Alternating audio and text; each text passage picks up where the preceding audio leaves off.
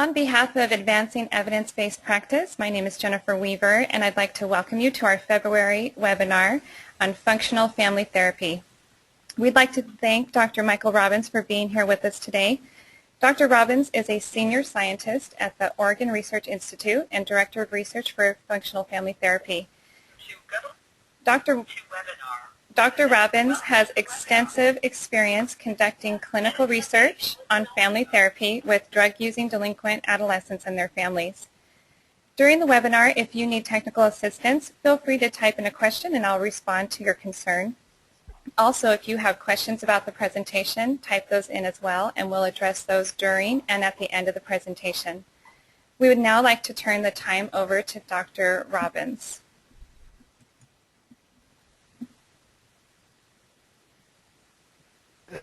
Hello, Jen. I'm Hi. just looking. I'm looking at the thing to say, give me the control screen, and once we have that, we'll be ready to roll. Sounds great. Do we have several people on? Yes, we do. All right, excellent. This is always tricky to run a webinar when you can't actually see faces and have interaction. So my plan is, once I have the control screen for this, I will go ahead and put up a presentation, and then after that, I'll talk for about maybe 20 minutes or so. During the presentation, if you're typing comments into the chat bar, Jen will be able to field those questions, and we'll take a couple of them. So I apologize up front if we don't take everybody's question, and I'll make sure that at some point during the presentation, near the end of it, that I provide my my own email address, and any questions you have, you can send them to me directly. Also, if there's any problems you had during the presentation, again, as Jen said, either go to chat or you can go back into the website and track it down about how to get online. Jen, I'm still waiting to see. It's not showing that it's switching to for me to be able to pick up the screen mode. I'll try that again. Presentation. Okay. Sure. There we go. Didn't listen the first time, I guess. There we go. All right, show my screen. I was stalling there a little bit to wait till it showed up. So, all right. So, is it my screen now? Yep. All right, perfect. Okay, so I'll go ahead and start the presentation now. I'll be talking about functional family therapy today, and the functional family therapy model has evolved over the past 40 years through an interplay of theory, research, and practice. And so the model itself is actually informed by quite a bit of clinical implementation, as well as a variety of research studies that span multiple areas. At the bottom of the screen there, you see where it says efficacy studies, the arrow coming out of research to efficacy trials. And the hallmark in evidence-based practice is randomized controlled trials demonstrating that an intervention has been able to show its effects. In the early 1970s, Jim Alexander at the University of Utah and his colleagues ran a series of studies looking at the impact of FFT compared to alternative interventions for delinquent kids. These are typical kind of horse races where you see whether FFT outperforms the alternatives. And in those early trials, FFT was highly effective in engaging family members in treatment and actually bringing about change in adolescent disruptive behavior problems. What's interesting, and what we don't talk as much about in the evolution of models, really more are those research studies that are on the left. Your left, as you're looking at the screen, the basic research and the process studies. One of the things that makes FFT relatively unique, even among evidence-based programs, is there are literally dozens of studies looking at basic research, looking into how family members interact with one another, and how families with delinquent and drug-using kids are quite different than families with non-delinquent kids, but only under certain circumstances. So, for example, when you have a delinquent family, but they're in a cooperative set, a set where they've been told to work together as opposed to a competitive set where they're told they're working against one another or they're working against another family. When they're in a cooperative set, they actually behave much more like non-delinquent families would. But when they're in a competitive set, then you start to see a lot of differences between how a non-delinquent family would behave and how a delinquent family would behave. It was that kind of fundamental notion in the early 1970s that started Jim thinking about, how can we work with our delinquent families in a way where we can get them to match to the non-delinquent families so that using their own skills and their systems, we can actually have them behave similarly to those families where there weren't problems being expressed. That fed directly into the clinical model. And I take a little bit of time on this because I don't want to go through the trials themselves and talk about numbers. I just like to give you the flavor of the clinical side of the research. If you go to the next one underneath it, the process studies, functional family therapy has looked into the clinical interior of treatment multiple times to see whether or not we can identify what it is that therapists are actually doing that's making a difference. So rather than simply relying on broad theories and descriptions of the techniques, we've broken it down to see moment by moment when you look at how therapists interact with family members in treatment, what seems to be relevant, producing change. Sometimes these studies have actually confirmed what we expected, but a lot of times they haven't. We've had numerous instances where we expected one pattern of findings and actually found another. For example, looking at gender and how therapist gender interacts with treatment, we were surprised to observe that female therapists actually encounter very different environments than male therapists do. Actually, a lot more variability. When you're working with two-parent families, for example, a female therapist gets much more defensiveness from fathers than a male therapist would. A female therapist would also get a lot fewer responses from a male delinquent adolescent than a male therapist would. What was fascinating in it, though, is it seemed to make absolutely no difference with respect to outcome. The female therapists were every bit as effective as the male therapist in actually getting certain things on the table and actually building relationships with family members and reducing conflict. But what it did is it was really helpful for us to think about different ways that we can train therapists to anticipate what were the realities of clinical practice for them and to have them begin matching to family members right from the very beginning. One of the most salient studies that, for those of you who've actually participated in functional family therapy training, you probably heard us talk about the notion of building balanced alliances with family members.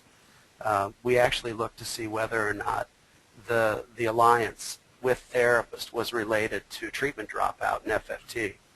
And what we found was that the alliance was in fact related, but it wasn't related in ways you would expect. Not if you were looking at the literature on alliance.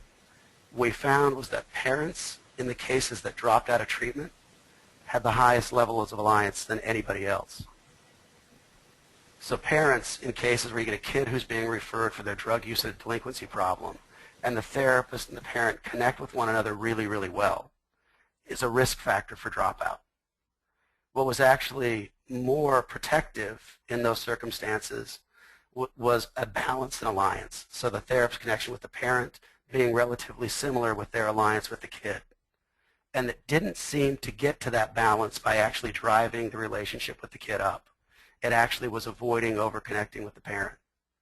So we do a lot of work when we're talking about doing FFT, about maintaining balanced alliances. It's not just about reaching out to people in a warm way, but it's being very strategic about how you use your resources and how you use your positioning in the room to connect with family members in a way that's going to maximize your getting your treatment goals met. I'm kind of launched out here on a bunch of different ideas, and I want you to just get a flavor for just a couple of the ideas of how research is fed into the model development. I'll tell you one last one that we're doing right now. It's in the implementation, dissemination study section. We're trying to determine whether or not we can do a better job in the real world by enhancing the way we do supervision in FFT. So we've taken 16 teams. Most of them are in California, from Sacramento down to Los Angeles. There's 16 teams that have been doing FFT for a while, and we've randomly assigned them to one of two supervision strategies. One supervision strategy involves our standard use the CSS, our web-based system for tracking progress notes and conducting supervision. That's our supervision as usual. And we're comparing that to an audio-based supervision where we're recording every single session that's done and providing detailed feedback to therapists so they can adjust their strategies to the family. So the notion there is, can we enhance our outcomes or boost our outcomes by providing a higher quality of supervision that's much more targeted? So what all this research has shown is that FFT can work. It's good with treatment process variables like engaging and retaining families in treatment. Historically, these difficult to treat populations of kids with disruptive behavior problems, anywhere between 50 and 75% of the kids that are referred for treatment have either not shown up for their first session or received only one session. So family-based models across the board, brief strategic family therapy, functional family therapy, multi-systemic therapy, all of these models have real intensive procedures for getting out there and engaging family members and keeping them in treatment. In our real-world implementation of FFT, we're getting rates of engagement and retention. Around 80 to 90% of families that are referred for treatment are not only engaged in treatment, but they get successfully completed. Pretty good ratio when you consider that as many as 75% were not getting a full dose of treatment.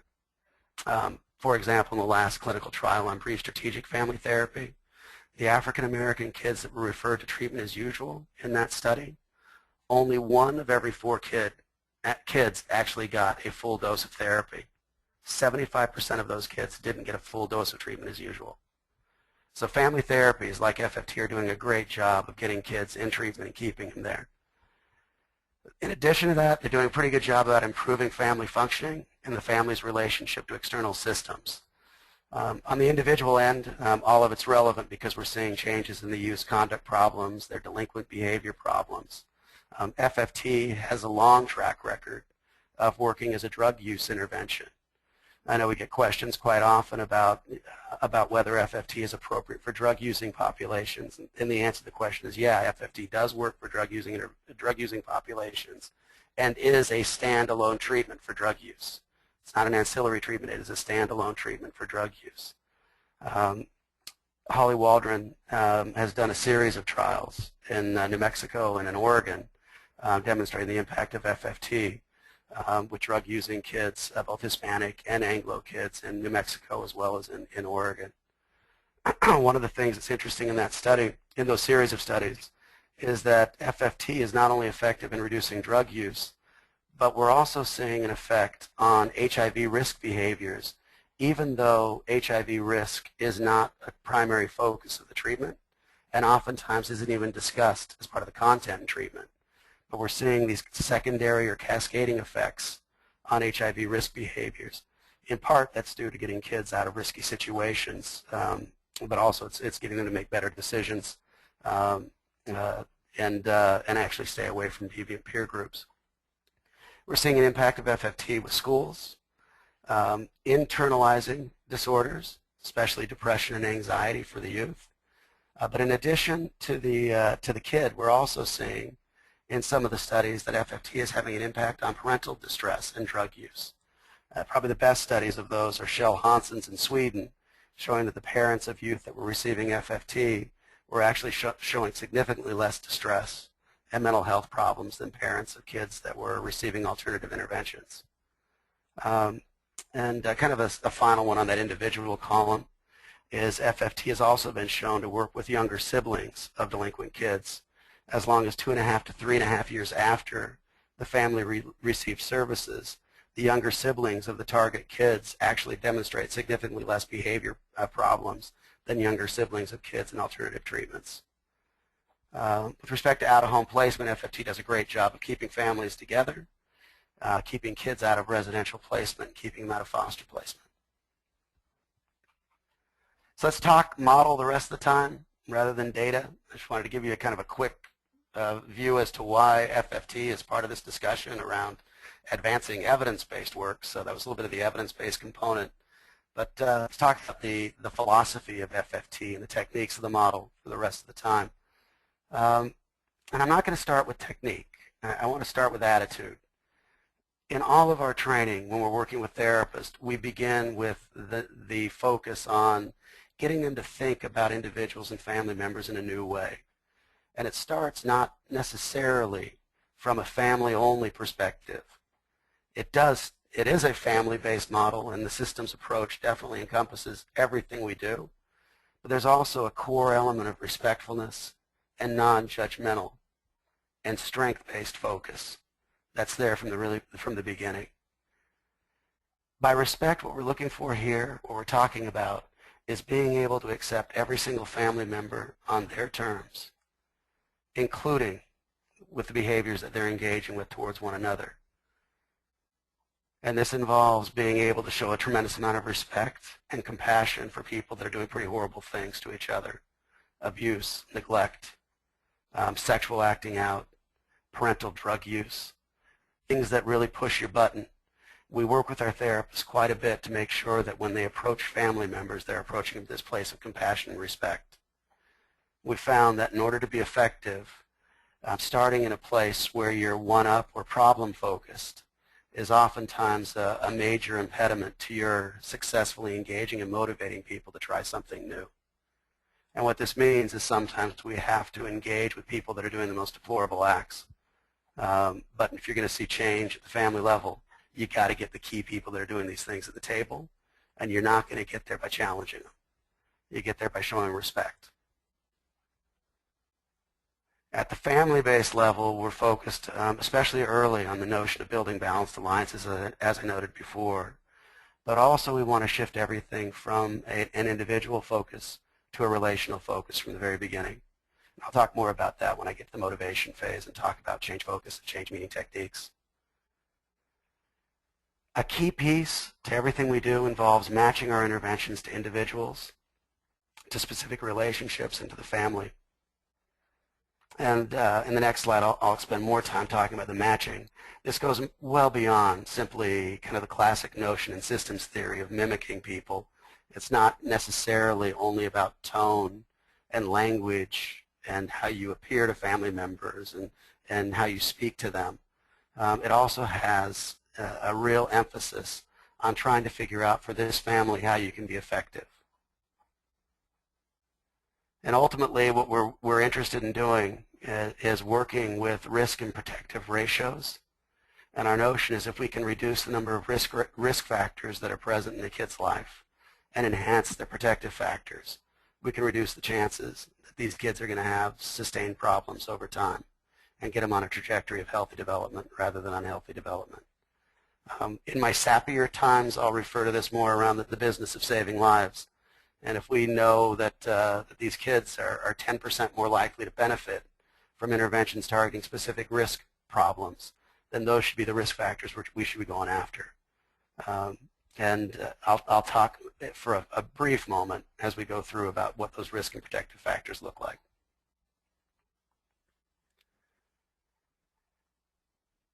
So back to the notion of matching and our attitude. Our goal is not to create some healthy or normal family according to a theory or some ideal. So we do not have up front a set of views about how every family should be. We don't have the assumption that parents need to be in control all the time, that kids need to be in a one-down position or as they age become in a more egalitarian position. We don't have a notion about how close or distant family members should be, kind of in the notion of enmeshed or disengaged from one another.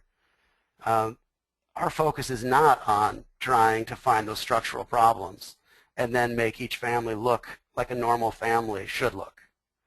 Our goal is to try to figure out for this family that we're working with how we can help them function in more adaptive, acceptable, and productive ways with their resources, their values, and in their context. What we're trying to do here comes back to that first study I talked to you about in terms of matching delinquent families to non-delinquent families. We would think about for a single mother working 2 jobs with a kid with 4 kids in ages 16 to 9, what would an adaptive family look like in this circumstance? How can we get this family that we're working with right now to maybe look a little more like those families would look? using their resources, their values, and their context. Our goal is not to change the structure of how the family operates. In other words, put parent in a one-up leadership position. Rather, our goal is going to be to try to give those family members ways of achieving their relational functions without engaging in maladaptive behaviors. We want them to get their functional needs met by using adaptive behaviors rather than maladaptive behaviors. This is a real big difference between FFT and pretty much every other model of family therapy. We're not working towards some ideal. We're constantly matching treatment to try to figure out for this family how it's going to look. And in order to get there, you got to be focused on what it's like for them. You need to understand and respect them on their terms.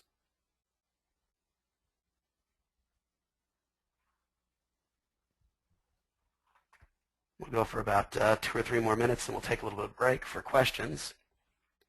In terms of protective factors that we focus on, FFT is not an intervention that is solely focused on kids' behavior problems.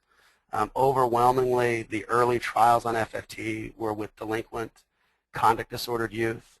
Over time, we've worked a lot more extensively with other populations, including drug users, youth with depression and co-occurring substance use. And in those trials, we haven't excluded family members or the kids based on some co-occurring problems either. So we typically, our pattern is we'll see around 3 to 4 co-occurring disorders, with around 40% of our drug-using and delinquent kids presenting with an internalizing disorder, and another 20% of those presenting with more than one internalizing disorder. So there is significant risk at the individual level for our kids. We also have significant risk at the individual level in the family, with parents presenting with a host of problems, including history as well as current substance use problems. So interventions need to be organized in a way that's specific to those problems, but also sensitive to what are risk and protective factors for each specific family member. So that would mean a therapist paying attention to temperamental differences, a kid's capacity for self-control and effective decision-making. These would be pieces that you would organize your intervention around in order to enhance your long-term effect for that family. At the family level, almost 99% of the time when we're working with a delinquent family, there's going to be some conflict or violence that will need to be addressed over the course of treatment. In some circumstances, that occurs in the context of almost no nurturance or support. But in other times, there's actually very supportive and nurturing parents, but they're not able to be very effective as disciplinarians or in demonstrating that nurturance supports in any consistent way. Or you're always looking for both sides of it. What are the risk factors and what are the protective factors? At the peer level, we're looking at association with deviant peers as well as association with pro-social networks. Those tend not to be mutually exclusive. Kids tend to have mixed networks, and sometimes those mixed networks don't overlap with one another.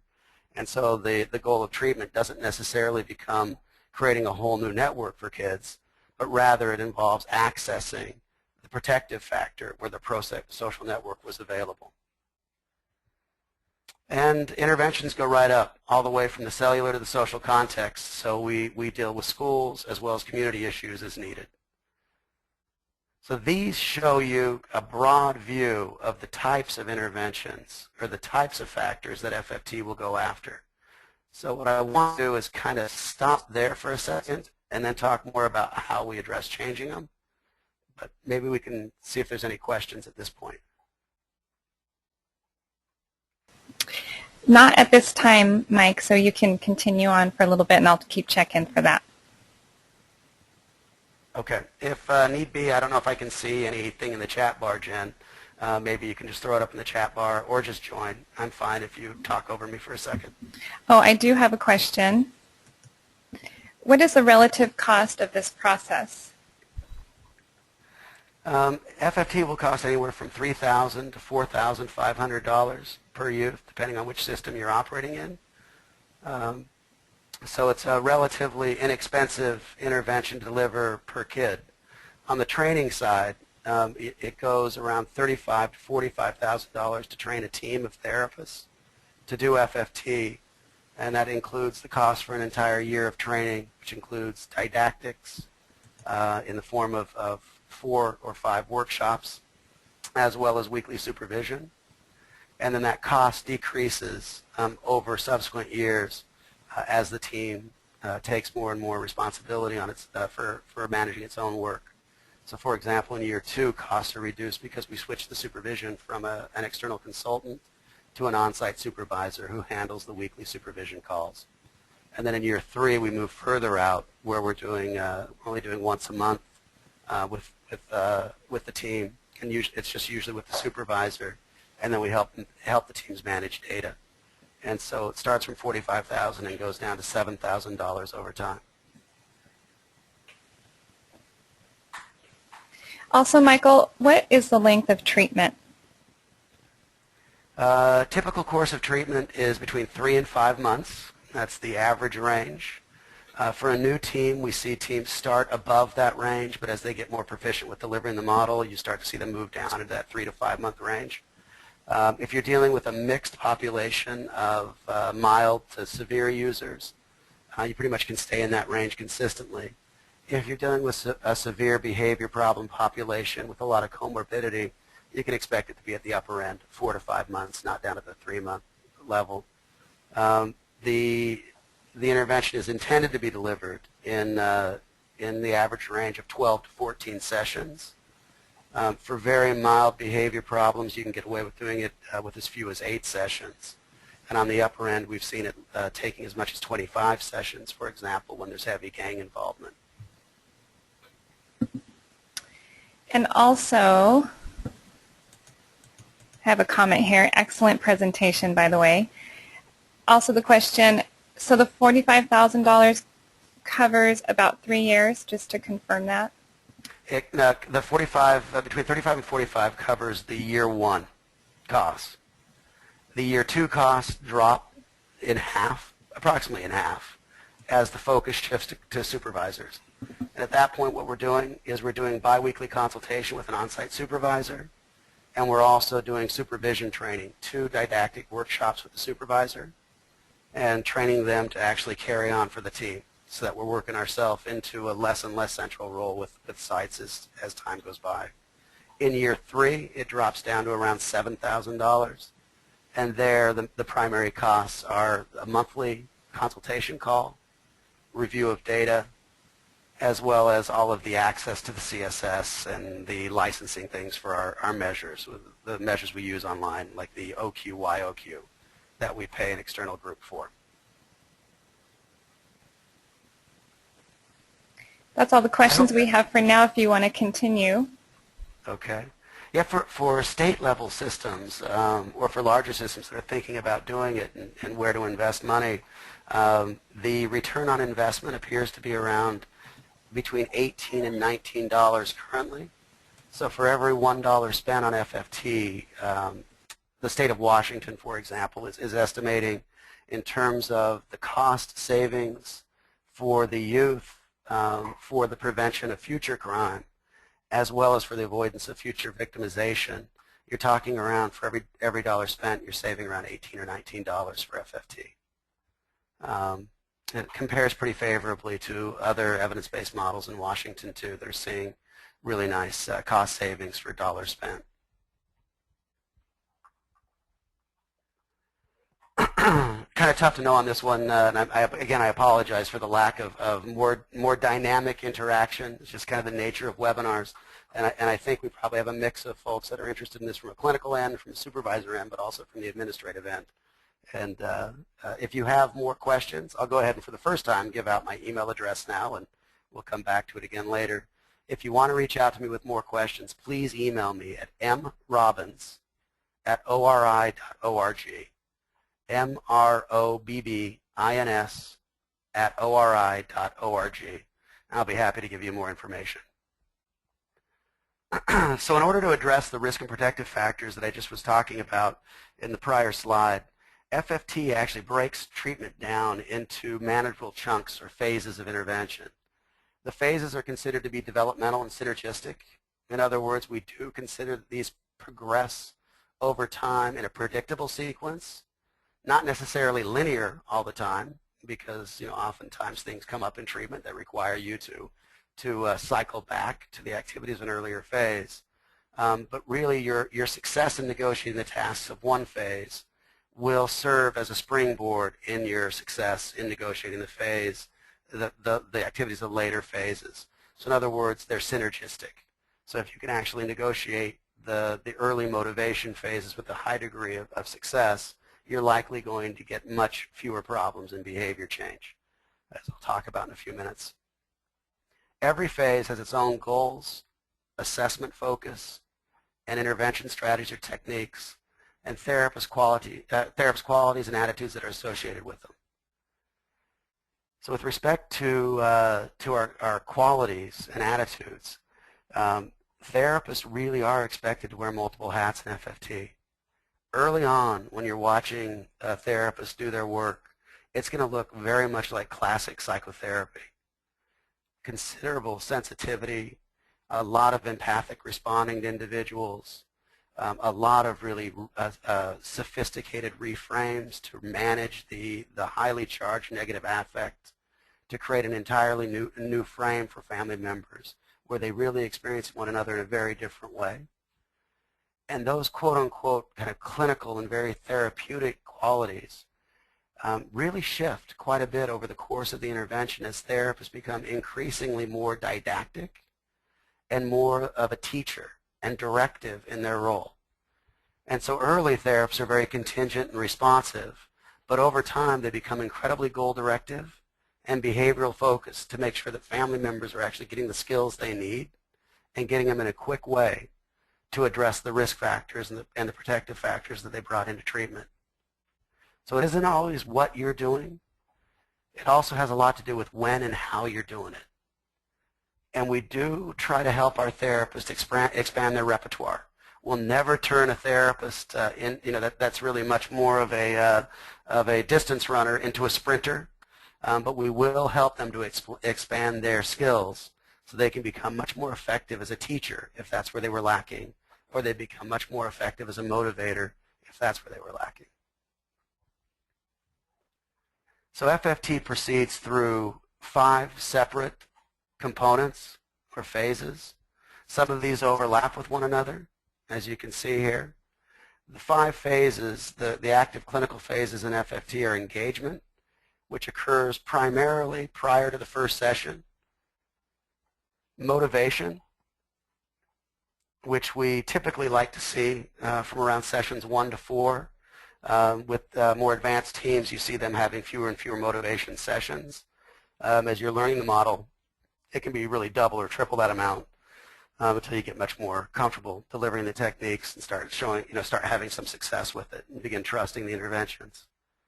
During that motivation phase, you're also conducting a relational assessment to identify what are the relational functions for family members' behavior.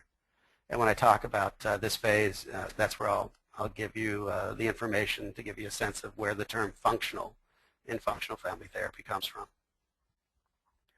The activities of these early provide a context for creating changes in behavior, and the behavior change phase is expected to last anywhere from around 6 to 8 sessions.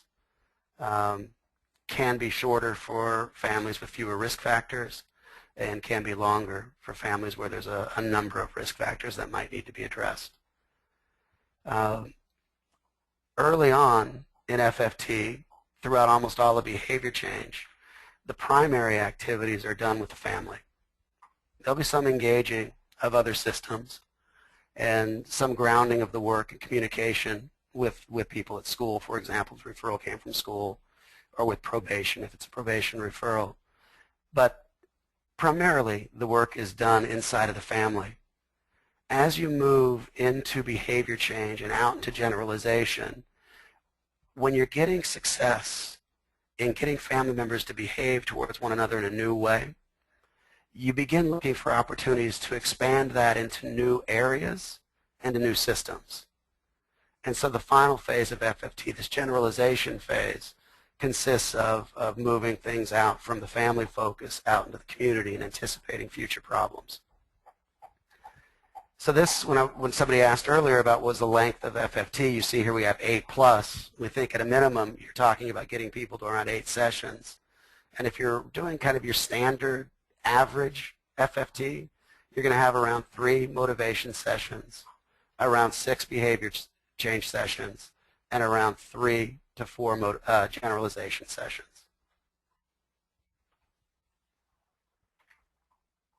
I'm going to actually do something different here as I'm presenting, and so if it screws up, I apologize, but I needed to hide the control panel there. During the engagement phase, FFT is focused specifically on the clear goal of enhancing family members' perception of your credibility. So your initial reactions, you want to make sure you present yourself and your treatment agency in a way that people are going to see you as credible. So thinking about, for the family members that you're going to be working with, how you need to look, what language you need to use, how you refer to your program. Do you refer to it as counseling? Do you refer to it as therapy? Do you show up in a suit? Do you show up in slacks? What do you drive? Are you offering services at homes? Are you doing it in the clinic? If you're doing it in the clinic, what should it look like? It's a lot of very superficial pieces here that you're trying to maximize that initial impression that folks have of you. This involves being incredibly available and extensive reach out. In general, we anticipate that for problematic families, it can take you as many as 10 telephone calls and multiple drive-bys to the homes before you've engaged all the relevant people in treatment. For high-risk families, we would expect that this occurs within 24 hours of the initial referral. For all families, we want to drive it down to within 48 hours of the initial referral that we've reached out to them. But as risk factors increased, we actually want to increase our presence as well. And so it's not uncommon for us to hold 2 or 3 sessions within the first 2 days, or first 2 weeks of treatment for a high-risk family. I'm just going to keep quickly moving through this, and okay, there we go. In general, FFT is like other systems models where we want to try to make sure that we've engaged as many of the family members as possible, but it's not an intervention that requires that everybody has to be there. We're looking for who are the people that are involved in the problem sequences, and we're making sure that we get them engaged. If we think that somebody can shut the process down, like a boyfriend who's in the house that has high conflict with a kid, we'll want that person to be there. During the motivation phase, which as noted before, begins really early in that first session, those relatively superficial strategies are going to change very quickly as our focus shifts to trying to give family members a very different experience of one another right at the very beginning. We want to create a context for change. And we accomplish this by decreasing conflict, increasing hope, and building balanced alliances. Therapists are expected to systematically focus on and try to create a strength-based relational focus in treatment that is non-judgmental and respects every person that comes in that door. It doesn't mean you're spraying perfume on something or you're looking at it through rose-colored glasses.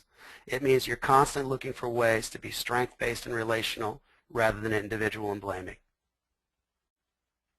This requires that therapists be incredibly interpersonally skilled.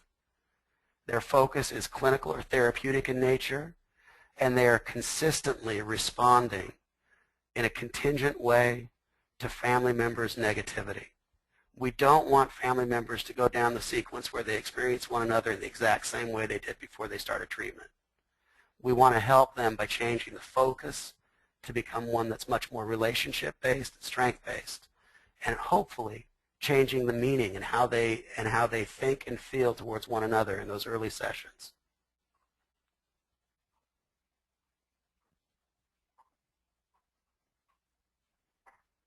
The way we do this in this motivation phase is to engage in 2 classes of techniques, change focus techniques and change meaning techniques. At the change focus level, our goal here is to really shift things to being relational and strength-based, but it doesn't necessarily involve the content of what therapists are talking about. Rather, it really is much more about kind of them stepping in a way that blocks a sequence. So, for example, interventions like interrupting and diverting negative or hostile communication can be a real powerful way for shaping negativity in those early sessions. We try to have therapists be as active as possible to disrupt family members from being able to engage in a lot of that hostility in these early sessions. We'll see it. We don't mind that it's present, but rather than allowing another family member to respond, we'll step into the sequence and try to make sure that it's diverted to us rather than being responded to by another family member. And that's based on research that's shown that if you allow family members to respond to negativity, there's about a 60% chance that the next response is going to be negative. And once you have 2 negative statements in a sequence, there's about a 70% chance that the next statement is going to be negative. And that sequence keeps escalating, oftentimes to either violent communication or where people just shut down. And there's no opportunity now for effective problem solving. So we train our therapists very early to be getting into the mix, and for God's sakes, do something. Interrupt, divert, try to make sure you're right there at the table with them and not allowing it to go on without your involvement. So in contrast to models where you'd see a lot of enactment and trying to get people to speak to one another, when there's a lot of negativity, we actually have the communication channeled through the therapist more than directly between family members. Some other interventions that are more change-focused would be things like pointing process. So this is what I refer to as a treading water intervention in FFT. When you don't know what to do, this is an easy one to do. A pointing process intervention is just highlighting what you've seen happen right in front of you. Mom, I noticed that every single time you start talking about the problems he's having, he starts shifting his foot. So simply pointing out process in a way that links them to one another so they realize that their behaviors are relational and connected rather than just being individual and disconnected. Sequence is a similar type of intervention, but that would be about things that happen outside of therapy.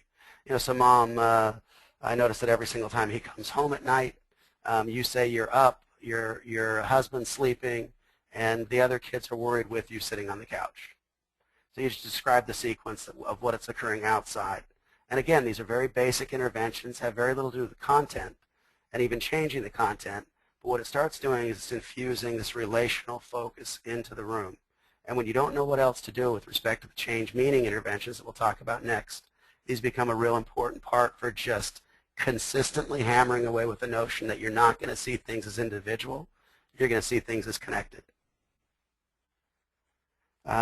Oftentimes, therapists end up working their butts off to try to create a new reality when, in fact, family members are telling you quite a bit that's positive. And so, FFT also works a lot on trying to help therapists see the positive in individuals' behaviors. So when somebody's telling you about the struggles they've been through, rather than simply saying, I can hear how frustrated it is for you, the positive part of that is just how much commitment they have as a parent. And so rather than talking about the frustration, you could highlight and attend to the commitment as a parent. And so it's selectively attending to positive elements rather than becoming bogged down in all of the narratives and the stories that are so negative. And what's great about those is that you're not creating it. You're using right what they're presenting to you and just being able to reflect it back to them in ways they're probably not experiencing in that moment. Strength-based relational focus. These are interventions where rather than seeing something as being necessarily a problem, you might be able to turn it into something that's relationally focused and might even be a strength. So you wouldn't be uncommon to hear a therapist, when a kid starts yelling, either at the therapist or at somebody else in the room, rather than talk to the kid and say, in therapy you don't yell, we actually try to speak to one another in even tones. FFT wouldn't do that. What we might do, I know for sure what I would do is I'd go, I think this is great. A lot of the kids that come in here, they are much more cautious, and they seem afraid almost about talking about what's really bothering them. What feels good about this is at least I can trust you to come in here and tell me what you're really thinking and what you're really feeling. And that's a big thing. I know for you, Mom, that gets a little frustrating because it means he's in your face sometimes. But at least right now, I can trust how he's thinking or feeling. So you turn something that might have been originally viewed as negative, and you twist it around into something that's more strength-based and relational. On the change meaning side of it, we use a lot of classic cognitive restructuring techniques, starting with simple relabels or theme hints. A relabel would be substituting concern for anger, or substituting worry for anger. A theme hint might be saying things like, when the kid's being really angry and the parent says, I don't know what to do, saying something like, I experience there's a lot of loss in the room. You don't necessarily know where you're going to go with it. It's not developed, but you throw out the notion this isn't just about anger. It's also about loss. And then you develop those through more reframing interventions, where you begin to provide family members with a different view as to why individuals may be doing the behaviors they've been doing. One that's much more benign and hopefully even positive. When you can actually find nobility in their behavior, for example, your son does this because he's trying to protect you, rather than he does this because he's evil, then you're able to actually connect with family members on a much different plane, where they're more motivated to work during the behavior change phase. I'm going to go really quick through 2 more sets of slides, and we're not going to have enough time to talk about generalization, but at least I'll talk about relational assessment, and we'll talk about behavior change. In FFT, all of our behavior change interventions are based on our ability to match our strategies to what are the family patterns of interaction and the behaviors that family members are engaging in to keep those patterns in place. So in relational assessment, we're explicitly focused on within family patterns of interaction and on familial patterns of interaction. We look at it in 2 dimensions. One is relational connectedness, and the other is going to be relational hierarchy. For relational connectedness, we put it onto a kind of a classic circumplex model with autonomy on one dimension and contact on the other. And individuals individuals in relationships will express different behaviors that may help them achieve some relational connectedness goal. And so we're constantly looking for, in every single dyad in the family, when the dust clears, are they closer to one another or are they more distant from one another? We put no value on whether they're contacting or more distant. We don't try to change how relationally connected people are. We merely try to match our interventions so that we sustain that relational connection, but give them new behaviors that are adaptive rather than maladaptive. So if a kid is engaging in drug use behavior, and every time he does, his father is much more involved and connected with him, even if it's fighting, we would assume that the relational need that the drug use behavior might be serving is one of contact. So our focus would become, how can we give that youth different behaviors other than the drug use to achieve that same relational connectedness need? Again, that's a real difference between how other family models would approach it and say we need to get people to be less enmeshed or less disengaged. We look for the behaviors that are maintaining a relational function, that are maladaptive, and we try to replace them with adaptive ones. But the goal is to keep those relational functions intact. Likewise, with relational hierarchy, we're looking at the pattern, and we're not going to fight it. We're going to accept it for what it is, and we're going to give people new behaviors that will match. And I'll give you a good example of this when it comes to parent one-up and parent symmetrical. A lot of evidence-based interventions will focus on increasing parents' ability to monitor their kids, and those interventions are highly effective in reducing the risk associated with deviant peer involvement. And so parents that are more effective in monitoring kids' activities actually have kids that are much more healthy because they're not engaging in interactions with those deviant peer groups. In a model where, or in a family where a parent is one up, coming right in and focused a lot on teaching the parent monitoring skills makes perfect sense, and FFT would do it. However, if the relationship is much more symmetrical, or as it often occurs in a lot of families we work with where kids have a tremendous amount of power and parents are actually powerless, trying to go in and teach parents monitoring skills will be virtually ineffective because the kid's not going to do it one way or the other.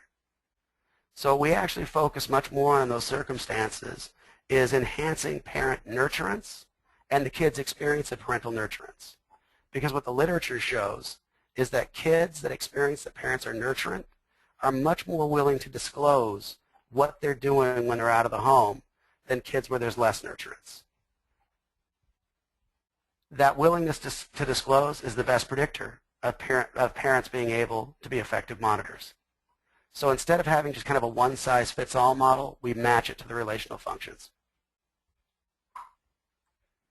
Once we understand what the relational functions look like, we move into behavior change, where our focus is to eliminate the referral problems, improve family functioning, and build skills. And we do this in 3 different domains, from building individual skills, to improving family interactions, to what we refer to as domain-specific modules. A typical course of treatment would begin with some focus on family first. So in those early behavior change sessions, you'd see one or more of these strategies: communication training, problem solving, negotiation or contracting, some setting up of a reinforcement contingency. We try to use reinforcement first and punishment second because reinforcement tends to be more powerful. But we would be working on creating in the family a set of skills where they'd be able to more effectively begin doing intervention strategies that might even be much more individual focused as well. So if you have a kid who's having serious problems and being very violent at school and in multiple contexts, anger management would become a real important part of treatment. We don't do this as a separate, individual intervention. We do this in a family context. So you could see family members actually working on their own anger management skills simultaneously, or working on anger management of one member. These are just common ones. It's not an exhaustive list. It's examples of what you might see at the individual level of behavior change strategies we'd use. At the domain-specific level, for example, with drug use, it's common for us to include the family-level variables we talked about above, some of those individual skills, but also modules focused on conducting functional analysis of behavior, helping people to cope with urges and cravings, helping them be better at making decisions. Similar things when you look at anxiety and depression.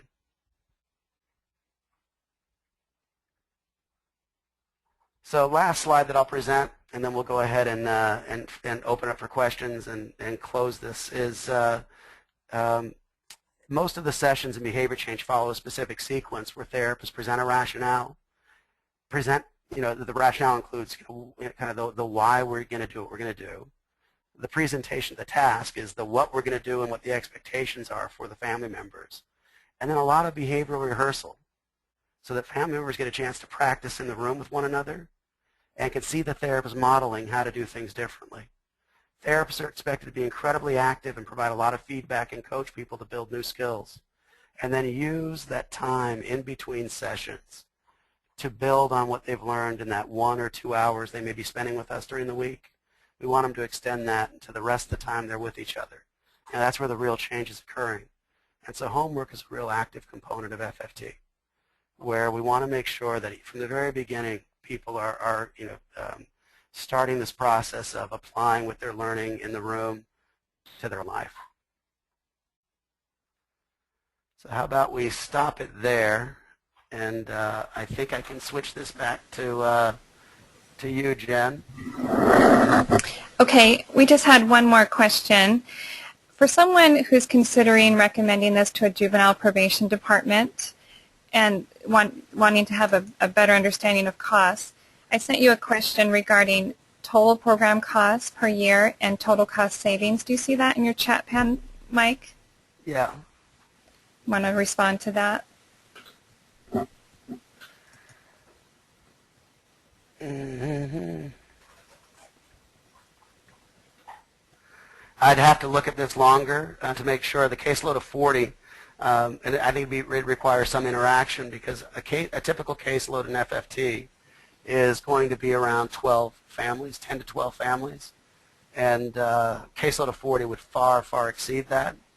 So I think that if you could follow up with an email to me, whoever sent the question, it's a great question, and it's just a complex answer.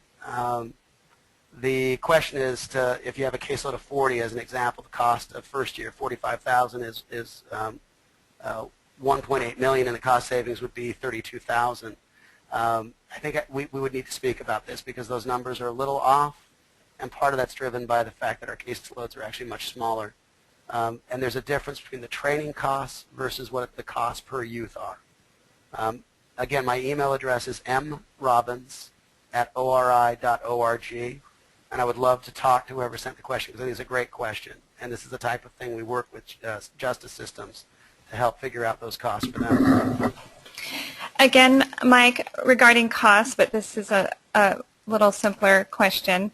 For the licensing costs, $35,000 to $45,000 for the first year, how many families would typically be counseled for that cost? With a team of 8 and turning those over every 4 months, a team of 8 is one of our larger team sizes, and each therapist, you got 80 cases turned over. You're talking around 100, anywhere between 200 and 240 families could be seen in that window. And also, in your opinion, could FFT be effectively delivered by part-time staff? FFT can be delivered by part-time, but we do not recommend anybody less than at least 50% effort. Early, it's best if you can have people focus solely on FFT as they're learning the model. It's not always possible. We have a lot of part-time people, a lot of contract workers that do FFT. It just is it's just different trying to get those folks trained. When you only have a few cases, it's harder to learn something new on. As other evidence-based models, it takes time to become skilled at it. And I was at a presentation this summer where they were saying it could take as long as 3 years for new teams to actually demonstrate the same levels of effects these models would have achieved in the trials. And a lot of that comes down to these kind of real-world issues of therapists having multiple jobs. If you can keep them focused, it's better early on. Later, I'll be really honest, we've had a lot of success in having our therapists in our trials do more than one evidence-based program. And so I'm not going to say, you got to be FFT completely. I just think early on it's better to start with one and learn it, and then you can add other stuff to it. By the way, we have a comment that came in that this is the best presentation they've ever heard of FFT. Thought you would probably want to know that. And also, one last question might be kind of a loaded question for the time we have left. I'll let you decide. How would you describe the differences between MST and FFT? Okay, MST would start right at the beginning of being, and I'm going to be real brief. MST would start at the beginning of being ecologically and family focused, whereas FFT is much more family focused initially, and then the ecological focus builds over time. There's also differences in the level of intensity in terms of clinical contact. MST will carry anywhere between 50 to 75% fewer cases. So there'll be 4 to 6 cases, will be 10 to 12 cases, and that's where that intensity kind of shows up. There's a real 24/7 notion in MST that isn't necessarily as prevalent in FFT. Our presence is based on risk, so we don't necessarily have that 24/7 mentality. And then one of the other key differences would be we are not structural in focus, whereas more the classic MST work is structural. So when you're talking about more of the family work, it would look more like Minuchin structural work. And this, again, it's an overgeneralization. So we'd be much more around relational functions, where they'd be looking for different ways to improve family functioning or family structure. So hierarchy and things like that would become a target of treatment, whereas in FFT we would match to hierarchy. And MST tends to be more parent-driven than FFT is. So a lot of the intervention in MST sometimes gets driven through a parent figure, whereas in FFT it tends to be a little more conjoint or egalitarian. I don't want to, and I'm not trying to put any value judgment on either of those. They're both evidence-based models. There's no evidence that one works any better than the other. That's just how they're different. Thank you, Mike, so much for being with us here today. We are out of time, and you'll see that I'll launch a poll here in a minute. Hopefully it will give us time to complete that. Also, I wanted to draw your attention to March 15th, our topic, Blueprints for Healthy Youth Development demonstration of new website. We're very excited about that, so make sure you register for that. And I will now launch the poll. Hopefully we'll have a few minutes for you to complete that. Again, Mike, thank you so much for your presentation. Lots of positive feedback. Thanks, Jen. I appreciate your making it work.